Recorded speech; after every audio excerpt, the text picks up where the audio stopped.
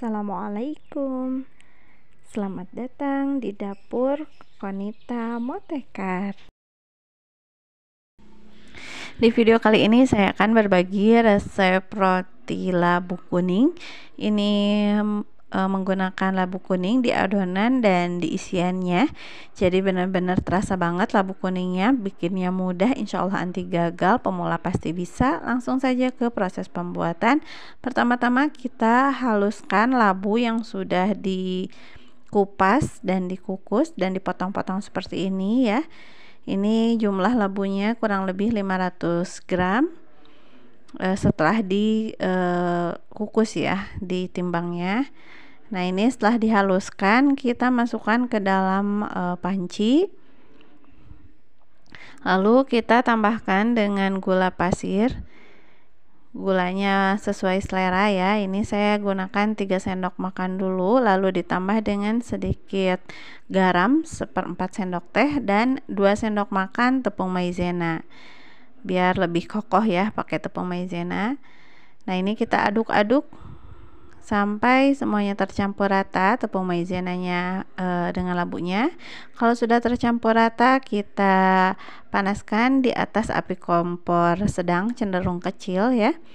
Dan setelah diicip ternyata kurang manis, saya tambahkan lagi gula pasirnya. Jadi total gula pasir yang saya tambahkan adalah 5 sendok makan ya teman-teman.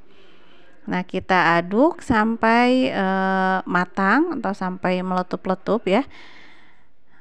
Ini kalau sudah matang, kita angkat dan pindahkan ke dalam wadah seperti ini. Sambil menunggu dingin, kita siapkan untuk adonan rotinya.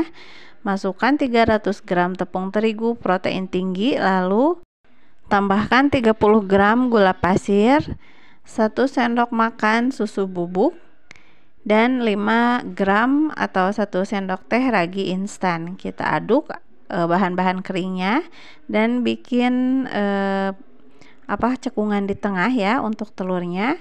Telur yang digunakan adalah 1 kuning telur ditambah 1 telur utuh yang kecil ya. Kalau tidak ada yang kecil, teman-teman boleh menggunakan setengah telur utuh. Jadi 1 telur utuh dikocok dulu, lalu ambil setengahnya dan disatukan dengan 1 kuning telur. Nah, masukkan ke adonan keringnya dan tambahkan juga 120 gram labu yang sudah dikukus dan dihaluskan. Kita aduk-aduk. Tambahkan juga 70 ml susu UHT. Ini karena akan memakai mixer, jadi susu UHT-nya dalam kondisi dingin ya teman-teman. Kalau di ulen manual bisa suhu ruangan aja. Kita aduk-aduk seperti ini. Ini dengan ulen manual juga bakalan cepat ya teman-teman, karena ini adonannya itu cenderung basah gitu ya, nggak terlalu kering.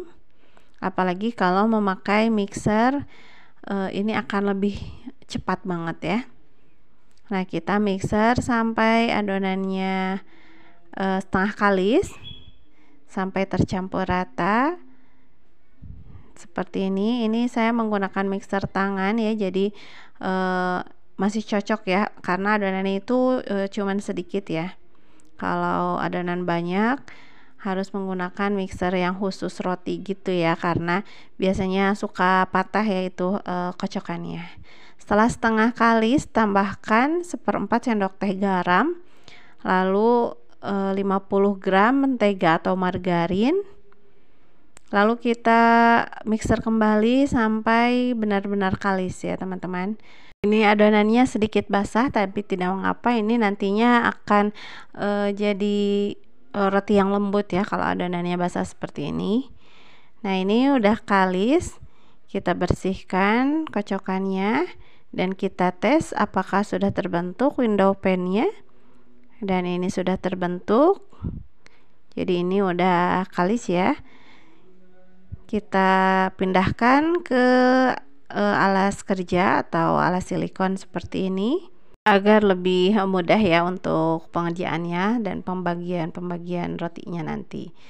Kita bulatkan dulu adonannya.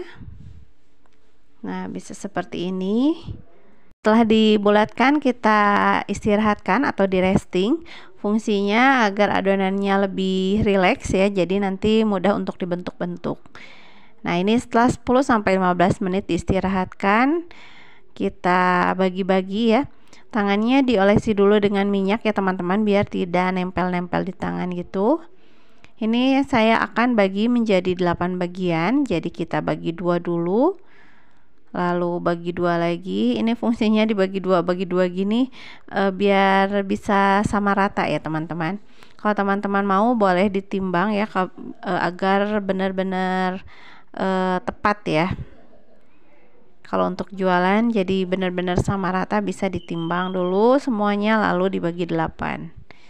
Nah, udah dibagi-bagi, kita bulatkan seperti ini dan di rounding. Lakukan sampai semuanya selesai dibulatkan agar lebih rapi. Nah, ini setelah dibulatkan, kita pipihkan. Bagian tengahnya itu agak tebal ya, pinggir-pinggirnya yang agak tipis.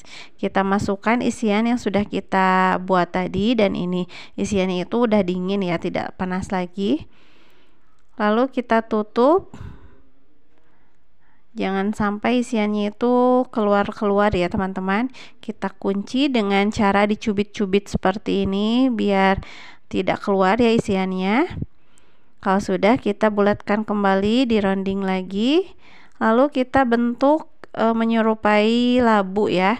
Caranya seperti ini. Kita bentuknya menggunakan tali. Nah, ini dibagi 2 dulu talinya. Lalu bagian pinggirnya ya sama dibagi 2 lagi. Bisa dilihat cara membentuknya di video ya, seperti ini. Nah, ini kelebihan talinya bisa kita gunting ya. Ini biar bagus aja ya, bentuknya menyerupai labu gitu. Kalau teman-teman tidak mau ribet, bisa bulat saja seperti gini ya, tidak usah dibentuk. Nah, kalau mau lebih cantik bentuknya bisa seperti ini. Ini agar lebih menyerupai labu. Adonan sebelumnya ini jangan terlalu dipipihkan ya teman-teman, jadi biarkan benar-benar bulat, nanti hasilnya akan lebih cantik ya. Seperti ini juga, ini udah cantik ya, cuman agak gepeng gitu ya labunya. Nah, kita susun di atas loyang yang sudah dialasi dengan baking paper atau diolesi dengan margarin. Ini isian yang tadi kita buat masih ada sisa ya, bisa digunakan untuk bikin-bikin yang lain. Nah, ini ada 2 yang tidak saya bentuk ya, karena anak saya keburu nangis. Jadi langsung saja kita proofing, kita tunggu sampai mengembang 2 kali lipat. Nah, ini setelah mengembang 2 kali lipat, kita sambil siapkan atau panaskan oven ya, sambil kita oles-oles dengan susu UHT ya. Bisa susu UHT-nya bisa ditambahkan dengan kuning telur atau bisa dengan susu UHT aja, sesuai selera ya. Kalau dengan kuning telur nanti hasilnya warnanya akan lebih gelap ya teman-teman. Nah, kita panggang ke dalam oven yang sudah benar-benar panas. Dipanggang sampai matang kurang lebih 30 menit. Dan ini kelamaan ya manggangnya saya. Jadi ini agak gosong gitu ya, jadi hasilnya itu tidak terlalu lembut rotinya, jadi lebih ke agak keras karena kelamaan menggangnya ya teman-teman. Bisa disesuaikan aja ya dengan selera, jangan terlalu lama kalau mau rotinya itu benar-benar lembut. Nah, ini buka talinya yang tadi kita gunakan untuk membentuk.